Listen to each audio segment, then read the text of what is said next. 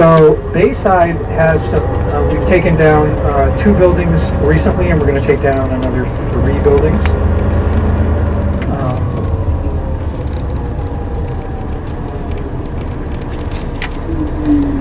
And we're going to make a right turn here.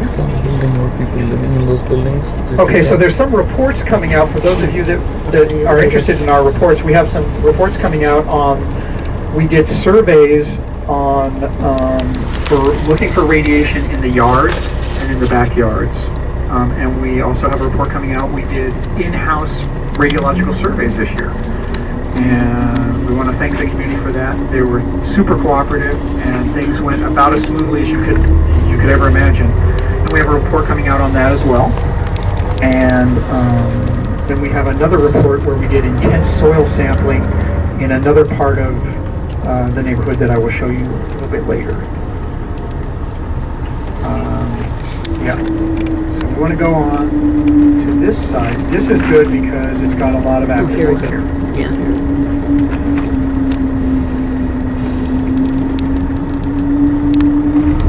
Now, I get some phone calls from residents on this all the time. There's some pros and cons to this. When the Navy takes down a building, it changes the wind pattern, but also conceivably changes your view. Normally, for the positive. But keep in mind, ultimately, all of these residences will be demoed, right? When the city owns the island, this portion of the island, this will all be redeveloped. The portion that we're in now is going to be wetlands and what they call wildlands. It's going to be a green belt of natural grasses and native vegetation. And where we are right now is going to be open green space on the island. Okay, so this is a great view. First of all, look, you can see how we've taken off some of the siding of the building to the right here. We do that because some of the housing providers have requested that we recycle some of the siding, so we give it to them as part of our program before we take down that building. We will, the first week of December, we will be taking down that building if we stay on schedule.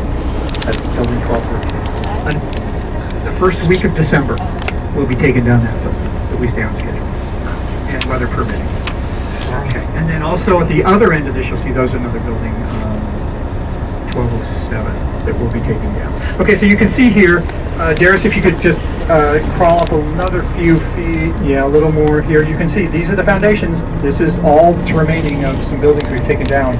So the next step is you scan that foundation, and because all of the neighborhood has to be investigated for residual radioactivity, it all by the rules has to be scanned, whether we think there's any or not. We have to scan this foundation, then break it up, and then cart it off. And then what we will do, there's solid waste below the surface that we can't see, and we have to dig up the remaining solid waste that's there. We couldn't get to it under the foundation while the building existed, and that's why we're taking down a building. And that's a common myth about when you see a building taken down. I can promise you that when the Navy demolishes a building, which is an expensive effort, right? We only do it because the data drives it and good science drives it, and we have to do it. And regulators also say we have to do it, so we don't have a choice. Very expensive undertaking. So what that means when you see a building come down is the Navy has, and the regulators have reason to believe there's contaminants that are under that foundation, that the contamination doesn't just stop at the edge of the foundation. And so the Navy has to go after it. And that's what we're doing. And that is the case in these 2 buildings. Okay, Darius. Why have the radiation signs been removed? They haven't. Are these backward yellow triangles radiation signs? Yeah, they're still here. There's one right back there, and there's one right here.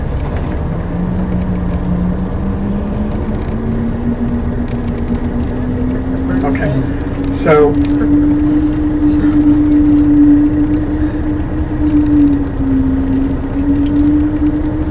yeah.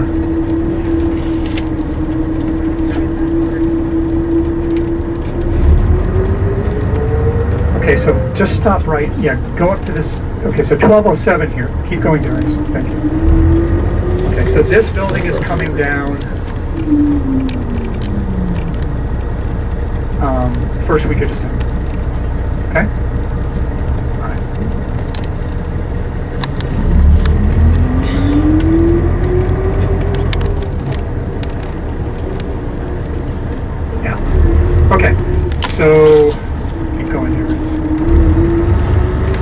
you can see the limits of the house. Can you see the limits of the fencing there? Okay, so you know that's the limits. Actually, there's a little buffer zone, but that's the limits of the solid waste disposal area that we will have to dig up. Okay. Yeah, I didn't mean for you to stop there. Sorry. You got a tight curve here.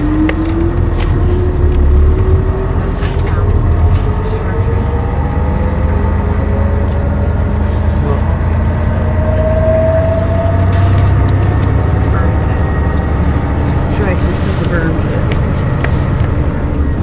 We just rode through a burn pit and he's not talking about it. This is where pieces of radioactive material were found in front of Catherine's house. Right here. Okay. Right down there. Pardon? That's Catherine's house.